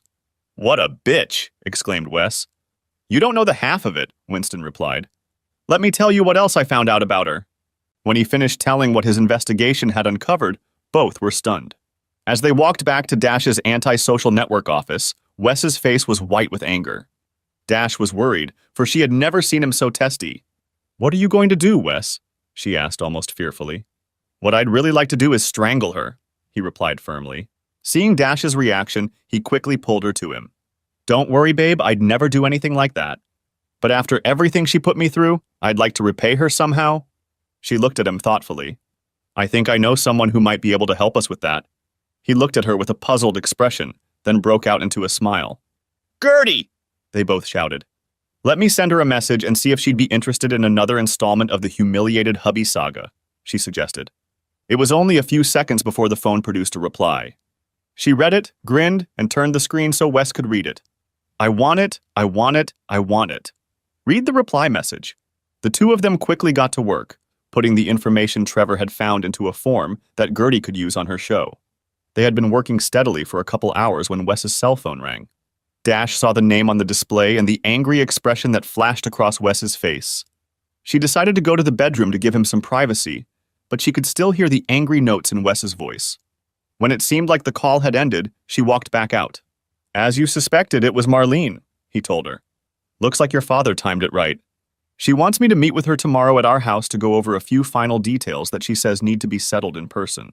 She's also dropped a few hints that make me think she really wants to talk about a possible reconciliation. And I told her that I would need to get back to her. The big question is, how soon can we get this information together for Gertie, and when can she show it on her channel? If we can get it to her today, I bet she'll want to work with it right away. It might mean a late night for us, but I think it'll be worth it. Let's do it. Okay, I'll let Gertie know our plans. Great, he said. I'll call Marlene back and tell her I can meet with her tomorrow afternoon. Hopefully Gertie will have plenty of time. Dash grinned and picked up the phone. Judging by her reaction, I don't think you need to worry. Marlene. The next afternoon, Marlene was nervously checking herself in the mirror when Wes drove up to her in a lift car. At first, she was surprised, but after a moment, she realized that this could be good for her. Worst case scenario, I'll drive him back to his apartment. Best case scenario, he'll stay the night, she calculated. By the time he got up on the porch, she was already holding the door open, not even thinking about the irony of her action. When he entered, she tried to kiss him, but he pulled away. Don't rush things, she scolded herself.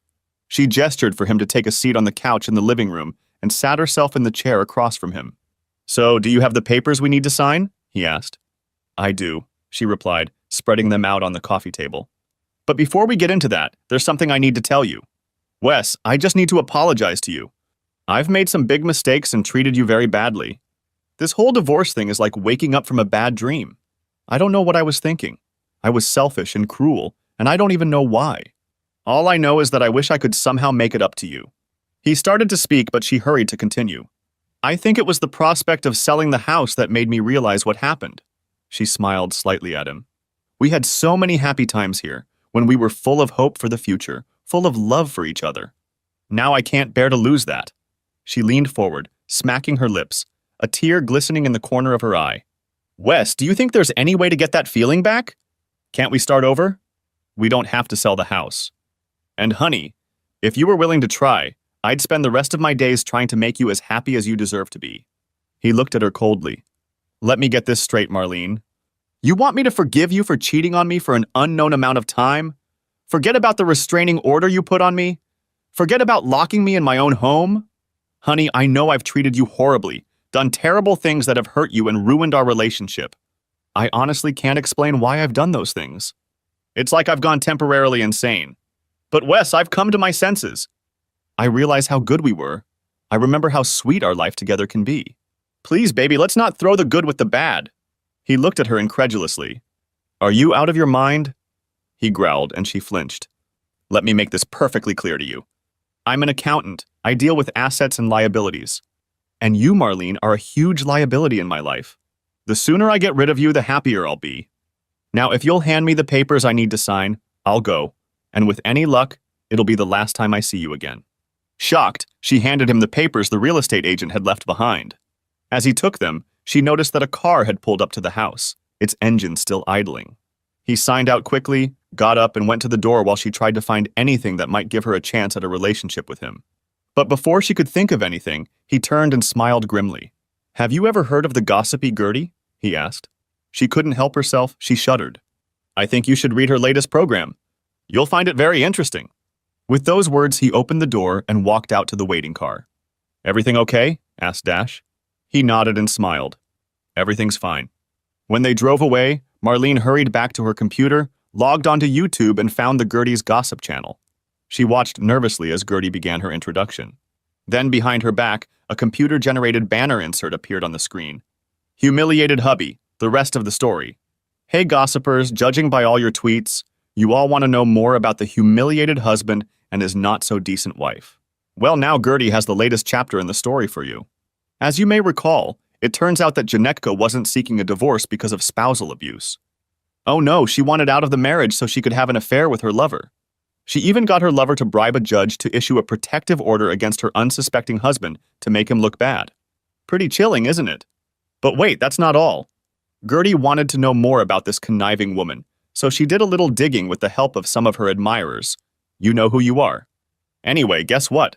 Janechka wasn't an innocent caught up in a passionate affair.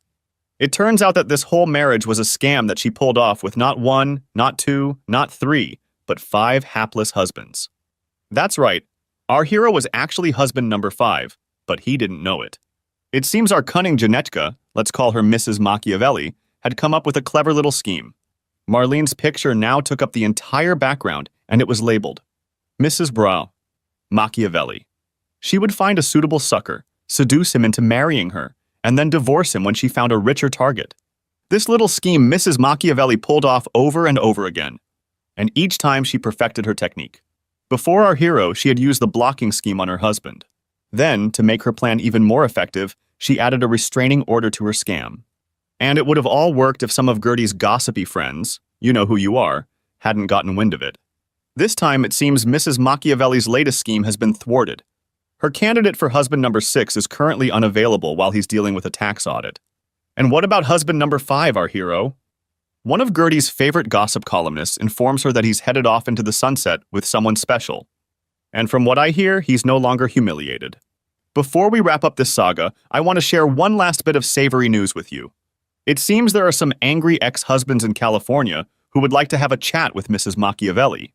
It turns out that the first few times she dissolved her marriage, she didn't bother to get a divorce. She just, allegedly, cleaned out the poor man's savings and left town. In closing, let me offer a word of advice to Sacramento men. Beware of Mrs. Machiavelli. She's probably already on the lookout for the next sucker, husband. If you fall for her, don't say I didn't warn you. Now let me tell you about a certain Hollywood starlet who— No! Screamed Marlene. No, no, no! She slammed the computer shut, interrupting Gertie's annoying voice. But before she could think about what to do next, her cell phone rang. Realizing it was one of her friends calling, she answered it. "Hi, Marlene," came the voice on the line. "Or should I say, hi, Mrs. Machiavelli?" Throwing the phone across the room, Marlene screamed, "God, I've got to get out of this town!" "Wes." They had only traveled down the I-5 freeway a short distance when Wes glanced at Dash. "I was thinking, instead of taking the interstate, why don't we take the 101 and drive along the coast?" "How's that for an idea?" A leisurely drive along the coastal highway, charming inns and coastal towns along the way. Sounds scenic and romantic. Let's do it. He reached out and squeezed her palm. "Sure, the drive to Seattle will take a lot longer, but we're in no hurry to get anywhere." "Well, as long as we get there before our funds run out.